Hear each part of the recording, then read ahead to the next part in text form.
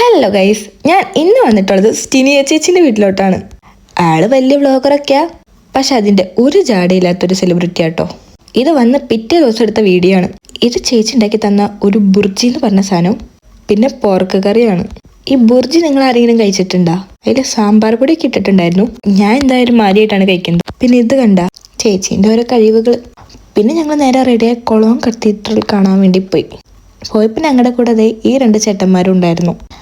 അങ്ങനെ പള്ളീൻ്റെ ഫ്രണ്ടിലെത്തി. ഈ പള്ളീൻ്റെ correct history അറിയാവുന്നവരൊന്ന് പറഞ്ഞു തന്നെ, കാരണം ആ ചേച്ചീൻ്റെ അടുത്ത് ചോദിച്ചപ്പോൾ എനിക്കെന്തോ സാത്താൻ്റെ കഥയൊക്കെ പറഞ്ഞു തന്നെ.